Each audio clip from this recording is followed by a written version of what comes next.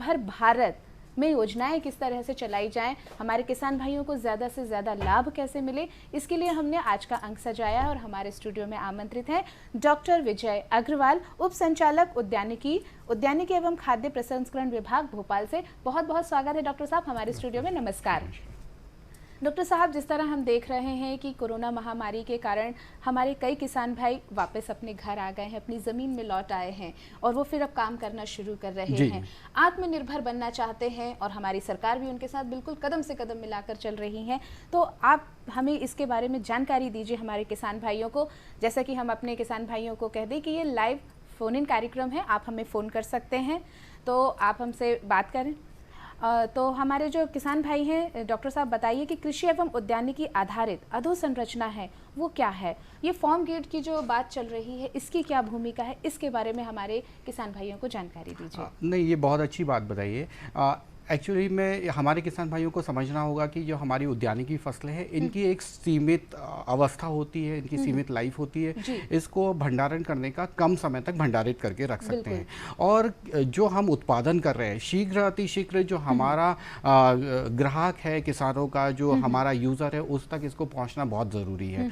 तो इस में जो भंडारण के दौरान और परिवहन के दौरान किसी भी प्रकार की हानि ना हो और कम से कम हानि हो और किसानों को अच्छा मूल्य मिले, इसीलिए अधोसंरचना विकास और परिवहन पे बहुत ज़्यादा ध्यान दिया गया है। अब बात करते हैं कि अधोसंरचना उद्यानिकी आधारित जो है, इसमें अधोसंरचना कौन कौन से ऐसे फार्म गेट स्ट्रक्चर्स होंगे, इंफ्रास्ट्रक्चर्स होंगे जिसको हमारे किसान भाई बनाकर अपनी जो फल एवं सब्जियां हैं उसका अधिक मूल्य ले सकते हैं। सबसे पहले आवश्यकता होती है, इसमें सबसे छोटी संरचना होती है प्राथमिक प्रसंस्करण केंद्र।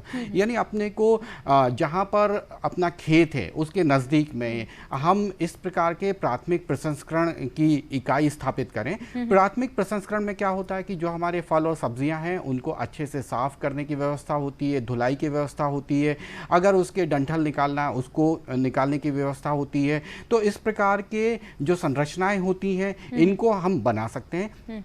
इसके साथ साथ क्या होता है कि जो हमने देखा कि जो हमने पैक हाउस आज के समय में बहुत ही एक अच्छी संरचना है जो किसानों को, जो उद्यानिकी किसान करते हैं उनके लिए बहुत आवश्यक है। पैक हाउस में ऐसी व्यवस्था होती है जहां पर खेत से जब सामान आता है, हमारी सब्जी एवं फल आती है, मसाला आता है, उसको रखते हैं, उसकी सफाई करते हैं, उसकी ग्रेडिंग करते हैं और साथ में उसमें क्या होता है कि अगर उसको सही ढंग से बाजार में नहीं भेजा जाता है तो रास्ते में नुकसान होने की बहुत संभावना होती है। तो इसमें प्री कूलिंग की भी व्यवस्था होती है, यानी जो खेत की गर्मी होती है कुछ कम तापमान में कुछ समय के लिए 4 से 6 घंटे के लिए रखकर और उसमें उसकी जो फील्ड हीट होती है या जो खेत की गर्मी होती है वो निकाल देते हैं, जिसकी उससे भंडारण क्षमता बढ़ जाती है।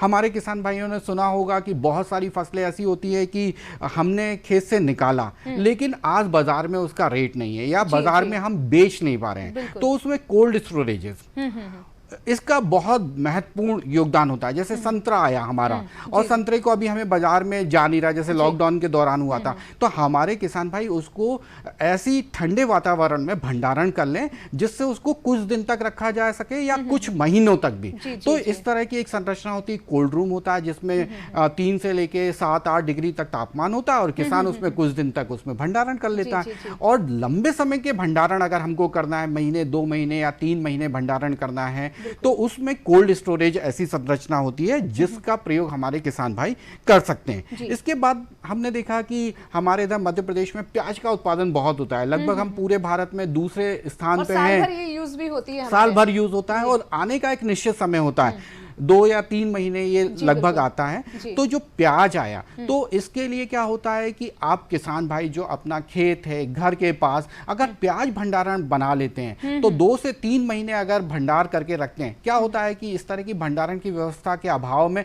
किसान शीघ्र अतिशीघ्र बाजार में ले जाने की कोशिश करता है और बहुत ज्यादा आवक होने से किसान को रेट नहीं मिलता है। तो प्याज भंडारण गृह कई तरह के आते हैं, यानी सस्ते तकनीक पे आधारित होते हैं। इसके अलावा आजकल कोल्ड स्टोरेज वोल्टेज आधार पर या कम तापमान पर भी प्याज भंडारण होने लगा है। तो इस प्रकार की इकाइयां भी हमारे किसान भाई बना सकते हैं। तो आप जैसे बात कर रहे हैं कोल्ड स्टोरेज की, अगर बात कर रहे हैं तो अभी हम आत्मनिर्भर योजना के तहत इसको हम जोड़कर देखें तो क्या व्यवस्थाएं हैं, क्या योजना है? नहीं, जैसे जो मैंने अभी किसान भाइयों को बताया कि आप खेत से जैसे ही सब्जी और फल लिया तो आप इसमें पैक हाउस हुआ, हाँ, या फिर आप कोल्ड स्टोरेज हुआ, कोल्ड रूम हुआ, इसके बाद प्राथमिक प्रसंस्करण केंद्र है, ये सारी योजनाओं में इस तरह का प्रावधान है। हमारे किसान भाई पूरा, इसके साथ साथ क्या होता है कि अगर लंबी दूरी में बहुत से उद्यानिकी किसान ऐसे होते हैं जो, या ऐसे एफपीओज आजकल आ गए, कृषक समूह हो गए, कृषक संगठन हो गए, जो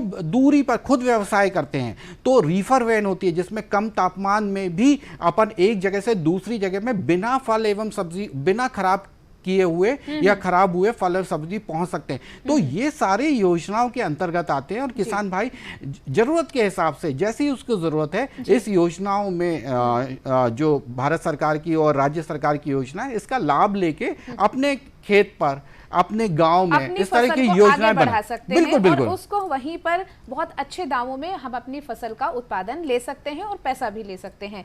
डॉक्टर साहब, माइक्रो फूड इंटरप्राइजेस या फूड प्रोसेसिंग की जो असंगठित इकाइयों की हम वर्तमान समय में अगर भूमिका देखना चाहें तो वो किस तरह से है? जैसे सूक्ष्म प्रसंस्करण इकाइयां हैं, स्थानीय स्तर के हमारी जो इकाइयां हैं वो काम करना चाहती हैं, वो कैसे इसको आत्मनिर्भर योजना से जोड़ सकती हैं?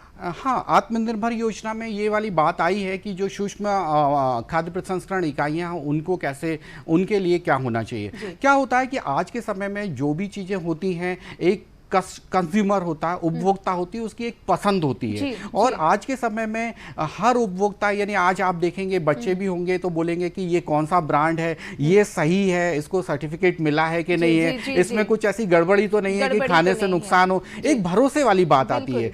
तो इसमें यही प्रावधान है कि इस प्रकार की जो सूक्ष्म खाद्य प्रसंस्करण इकाइयां हैं वो इस तरह से काम करें जिससे उनका एक क्वालिटी स्टैंडर्ड है, जो पैरामीटर मतलब है, हाँ, ट्रस्ट डेवलप हो। इसमें इसी को जोड़ दिया गया है कि वो अपना रजिस्ट्रेशन कराएं इकाइयां, और जो मानक हैं, जो मानक भारत सरकार के द्वारा FSSAI, जो food safety and standard, food standard and safety authority of India है, इसने मानक निर्धारित किए हैं और उस मानकों के आधार पर वो अपना उत्पादन करें और फिर विक्रय करते हैं। जब हमें FSSAI लाइसेंस मिलता है, सर्टिफिकेशन मिलता है, तो बाजार में जो कंज्यूमर होता है, उपभोक्ता होता है, उसका भरोसा रहता है कि इसने निर्धारित मानकों को पूर्ण किया है, तो ये इस तरह से हम ले सकते हैं, इसमें कोई नुकसान नहीं होगा। तो आज जो असंगठित क्षेत्र में जैसे आलू के चिप्स बनाने वाली है, या हम देखते हैं हल्दी हुआ, मसाला हुआ, मिर्ची हुआ, अचार हुआ, इस तरह के बाजार में लोग बेचने की कोशिश करते हैं, तो ऐसे में उनको भाव नहीं मिलता है। तो इसमें यही प्रावधान है कि हम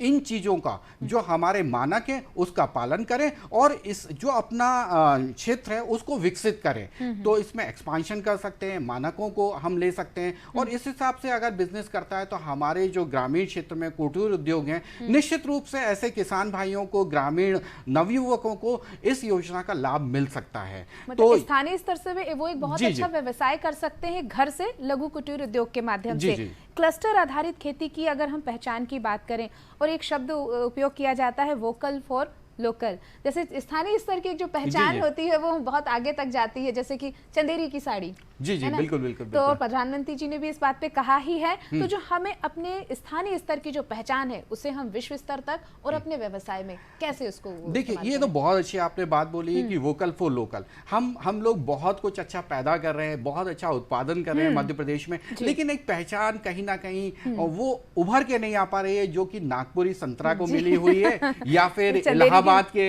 यानी इलाहाबाद के अमरूदों को मिली है, मलियाबाद की दशहरी को मिली है। अब मैं आपके हमारे किसान भाइयों तो सारी खेती करते हैं, उनको मालूम ही होगा कि जैसे बुरहानपुर हमारा क्षेत्र है वो केले के लिए बहुत ही फेमस है, यानी बुरहानपुर का केला, बहुत अच्छा केले का उत्पादन बुरहानपुर में होता है। अगर हम उसकी ब्रांडिंग कर दें कि बुरहानपुर का केला है, इसी तरह से अगर हमारा मालवा क्षेत्र की बात करते हैं तो यहाँ पर लहसुन की पैदावार निमाड़ और मालवा में बहुत होती है। निमाड़ में मंदसौर, रतलाम, यहाँ का जो लहसुन होता है वो विश्व प्रसिद्ध है, कई देशों में इसकी मांग होती है, शाहजहांपुर से भी जाता है। तो हम इन क्षेत्रों को चयनित करें। इसी प्रकार से अगर हम बात करें निमाड़ी मिर्च, जी, जो आप देखेंगे कि जो खरगोन का क्षेत्र है, खंडवा हुआ, खरगोन हुआ, जो निमाड़ का क्षेत्र है, यहाँ पर जो हरी वो लाल मिर्च होती है, इसकी खेती बड़े व्यापक पैमाने पे होती है और बहुत बड़ी मंडी भी हमारे मध्य प्रदेश में है। तो हमारी आज आवश्यकता है कि हम निमाड़ी मिर्ची पर काम करें, क्योंकि हमारे जो वातावरण है, हमारा जो जलवायु, यहाँ पर मिर्ची की बहुत अच्छी गुणवत्ता होती है। इसी तरह से हम रीवा सतना की बात करते हैं, वहाँ पर सुंदरजा आम है, उसकी एक विशेष पहचान है। नूरजहां एक आम है जो मध्य प्रदेश में होता है, बड़ा 2 से 2.5 किलो का आम होता है और झाबुआ वाले क्षेत्र में काफी होता है, अलीराज झाबुआ। तो वहां पर इन चीजों को हमको आज प्रमोट करना है। और दूसरी बात होती है कि जो आपने क्लस्टर वाली बात की, तो क्लस्टर क्या होता है कि मध्य प्रदेश में जैसे कि हम जानते हैं कि संतरे का जो खेती होती है वो महाराष्ट्र से ज्यादा मध्य प्रदेश में होती है। धनिये की अगर हम बात करते हैं तो धनिये में गुना वाला जो हमारा क्षेत्र है, बुंदेलखंड का एरिया है, यहाँ पर लगभग 2.5 से 3 लाख हेक्टेयर में धनिये की खेती होती है। तो यहाँ पर जो क्लस्टर्स बने हुए हैं, क्लस्टर में खेती को बढ़ावा देना बहुत ही आवश्यक है। यानी अगर हमारा जो संतरे का क्लस्टर है, लहसुन का क्लस्टर है, हमारा धनिये का क्लस्टर है, अमरूद का क्लस्टर है, यानी एक ऐसा क्षेत्र आसपास के जिले मिलकर एक ही चीज कर रहे हैं। जैसे हमने बताया था, अभी बात की थी कि खरगोन में मिर्ची बहुत ज्यादा होती है, तो एक पूरा 4 जिले मिलके कर रहे हैं। इसी तरह से केला बुरहानपुर में ज्यादा होता है, 3-4 जिले। तो क्लस्टर आधारित जब हम बात को आगे बढ़ाते हैं, उसका फायदा ये होता है कि वहां पर उससे संबंधित कच्चा माल भरपूर मात्रा में उपलब्ध होगा। कच्चा माल उपलब्ध होगा तो वहां पर उसके प्रसंस्करण से संबंधित कंपनियां जो आएंगी, या हमारे किसान या हमारे नवयुवक उससे संबंधित फैक्ट्रीज अगर डालते हैं, माइक्रो फूड इंडस्ट्रीज डालते हैं, तो उनको कच्चा माल पर्याप्त मात्रा में मिलेगा। और साथ में जो उत्पादक किसान है उसको भाव अच्छा मिलेगा, क्योंकि उसको दूसरों पे निर्भरता कम हो जाएगी। मतलब तो हमारी आत्मनिर्भरता एक दूसरे को मिला के बिल्कुल बिल्कुल। तो वहीं पर कच्चा माल रहेगा, वहीं पर उससे संबंधित इंडस्ट्रीज रहेंगी, तो हम अच्छा ब्रांड वैल्यू बनाएंगे और भारत में या विदेशों में तक निर्यात कर सकते हैं। बहुत अच्छी बात आपने बताई कि अगर हम आत्मनिर्भर बनेंगे, हमारे गांव आत्मनिर्भर बनेंगे, तो भारत आत्मनिर्भर बनकर आगे तक जाएगा। डॉक्टर साहब, अभी जिस तरह से हम देख रहे हैं कि महामारी आई है, अब हमें यह भी समझ में आया कि हमें प्रकृति की ओर लौटना है, और हमारे गांव तो प्रकृति आधारित हैं ही। आयुर्वेद की अगर हम जो बात कर रहे हैं कि अभी देखिए आयुर्वेद की बात निकल कर आई है, औषधीय पौधों और औषधीय खेती की जो बात अगर हम करें, मध्य प्रदेश में इसकी क्या संभावना है, इसके बारे में थोड़ा जानकारी दीजिए। देखिए, ये तो बहुत अच्छा है और इसमें अभी हर्बल खेती पे जोर देने की भी बात हो रही है। हर्बल खेती माने औषधीय एवं सुगंधित पौधे होते हैं, और मध्य प्रदेश का वैसा ही हमारा जो प्रदेश है और वातावरण है वो इसके लिए बहुत ही उपयुक्त है। और आपकी जानकारी के लिए मैं बताना चाहूंगा कि लगभग हमारे इधर 38 से 40 हजार हेक्टेयर में औषधीय फसलों की खेती होती है, और जो कि भारत में सबसे ज्यादा बड़ा क्षेत्र मध्य प्रदेश का कहलाता है।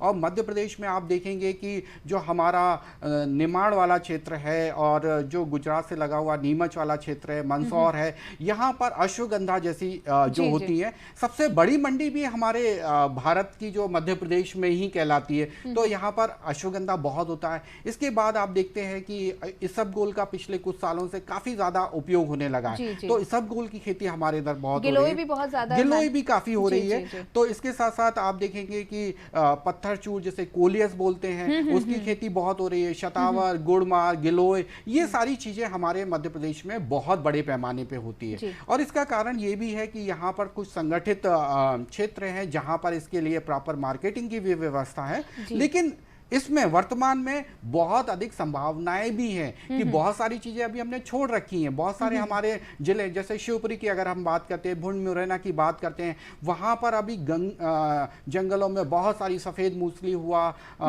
इसके बाद हमारा जो गिलोय हुआ, ये बहुत बड़े पैमाने पे हो रहा है। तो इसकी आवश्यकता है कि एक तो हमें इससे संगठित क्षेत्र में इसकी खेती करें, और इससे संबंधित क्योंकि हमारे पास कच्चा माल बहुत ज्यादा उपलब्ध है, तो इसके प्रसंस्करण पे ध्यान दें। और प्रसंस्करण की बात कर रहे हैं तो जैसा अपन ने पहले बताया था कि भारत सरकार के जो मानक हैं, FSSAI है, और जो भी लाइसेंस की प्रक्रिया है उसका पालन करें, जिससे मार्केटिंग में या विपणन में किसी भी प्रकार की समस्या हमारे किसान भाइयों को नहीं आए। तो बहुत सारे मध्य प्रदेश में जिले हैं। एक और फसल है जो बहुत होती है, आंवला, क्योंकि ये सूखे में बहुत ज्यादा हो जाता है, यानी कम पानी की आवश्यकता होती है। बेल, हमारा सागर की अगर हम बात करते हैं, पूरे बुंदेलखंड की बात करते हैं, तो यहाँ पर बेल बहुत ज्यादा होती है, तो इन पर हमें काम करने की आवश्यकता है, इनके प्रसंस्करण पे हमें काम करने की आवश्यकता है। हमारे किसान कर रहे हैं। महुआ है, चार है, ये भी बहुत ज्यादा मध्य प्रदेश में बहुत ज्यादा गोंद का भी संभावना बहुत उपयोग होता है। बिल्कुल बिल्कुल, ये औषधीय की श्रेणी में आते हैं, तो इनसे हमारे किसान भाई बहुत अधिक लाभ ले सकते हैं। तो इस पर ध्यान देने की आवश्यकता है और किसानों को इस योजना के अंतर्गत हमारा जो क्षेत्र विस्तार है उस पर काम हम लोग करने का सोचेंगे। बिल्कुल, हमारे अगर किसान भाई स्थानीय स्तर के जो हमारे वन उपज हैं और हमारी उद्यानिकी है, अगर उसका सही प्रसंस्करण कर सके तो आत्मनिर्भर बहुत अच्छे बन सकते हैं। डॉक्टर साहब, उद्यानिकी की बात हो और मधुमक्खी पालन की बात ना हो तो अधूरी सी बात लगेगी। मधुमक्खी जो पालन है वो किस प्रकार से हमारे इस उद्यानिकी में सफलतापूर्वक हम इसको उपयोग कर सकते हैं और किसान हमारे अब और कैसे अच्छा फायदा ले सकते हैं? देखिए, मधुमक्खी पालन तो एक ऐसा व्यवसाय है, हम किसानों को उद्यानिकी किसान जो उद्यानिकी फसलें कर रहे हैं, फल एवं सब्जी, मसालों की खेती कर रहे हैं, फूलों की खेती कर रहे हैं, उनको मधुमक्खी पालन अनिवार्य रूप से करना चाहिए। इससे सिर्फ मधु या शहद अकेली नहीं मिलती है। जी। अगर हम देखें तो इससे इनडायरेक्ट फायदा जो होता है वो ज्यादा होता है, क्योंकि हमारे जो भी फल होते हैं, अधिकतर फल एवं सब्जियों को परागण की आवश्यकता होती है। यानी जितना कीड़ों जितने मधुमक्खी होंगी, जितना परागण होगा, उसमें फूल से फल में बदलने की जो प्रवृत्ति होती है। हमारे किसान भाई इस बात का ध्यान रखें कि बहुत अच्छी जानकारी हमारे डॉक्टर साहब बता रहे हैं कि मधुमक्खियों के पालन से उद्यानिकी में कितना अच्छा फायदा मिल सकता है। जी, तो इसमें क्या होता है, परागण अच्छा होता है और अनुसंधान से ये बात भी सामने आती है कि लगभग 20 से 30% तक उपज में भी वृद्धि होती है। तो बहुत सारी ऐसी फसलें होती हैं, आप देख रहे होंगे कि गर्मियों में अभी गिलकी, तोरई, ये ऐसी फसलें आ रही, अगर इनमें परागण ना हो तो उत्पादन ही ना हो। इसके साथ साथ आम झड़ने की समस्या आती है। तो आम के अगर बगीचे जहां पर लगे हैं और वहां पर मधुमक्खी पालन हो रहा है तो वो आम झड़ने की समस्या कम हो जाएगी हमारे किसान भाइयों की, है ना। तो ये परागण तो आवश्यक है ही, है ना। और शहद तो जैसे मैंने बोला मिलता ही है, लेकिन परागण भी आवश्यक है। दूसरा एक फायदा ये भी होता है कि हमारा किसान अगर छोटा है और एकीकृत बागवानी करना चाहता है, यानी कम क्षेत्र में काफी लाभ लेना चाहता है, तो एक बिजनेस के रूप में, एक व्यवसाय के रूप में भी इसको अपना सकता है। 1 एकड़ में अगर वो सब्जी लगा रहा है, फल का बगीचा है, तो साथ में मधुमक्खी के बक्से लग के उसको अतिरिक्त आमदनी भी, एक बक्से से 25 से 30 किलो शहद मिल जाता है। लेकिन फिर उसमें ध्यान रखना होगा कि इसको शहद की जो प्रसंस्करण है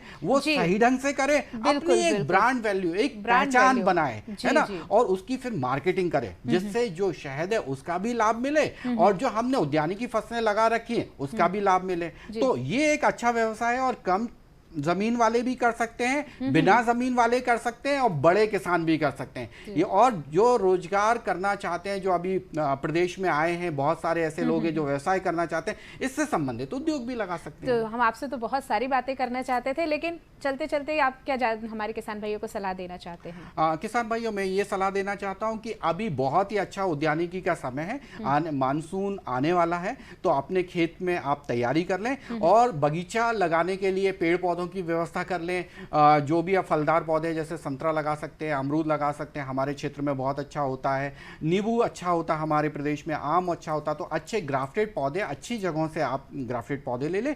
और जो भी आप अगर हल्दी, अदरक लगाना चाह रहे हैं तो इसके लगाने का लगभग समय आ गया है। पपीता अगर लगाना चाहते हैं तो पपीते का भी बीज लगाने का समय है। नर्सरी की तैयारी कर लें। खरीफ में प्याज लगाएं, हम लोग रवि में प्याज लगाते हैं, फिर रेट की समस्या आती है, तो खरीफ की नर्सरी जो प्याज की है उसको भी लगा सकते हैं। हमारे किसान भाई आपकी बताई हुई जानकारी का पूरा लाभ उठाएंगे। आप हमारे स्टूडियो में आए, आपने इतनी अच्छी जानकारी दी, आपका बहुत बहुत धन्यवाद। किसान भाइयों, फिर मिलेंगे नए अंक के साथ में, तब तक के लिए दीजिए अनुमति। नमस्कार।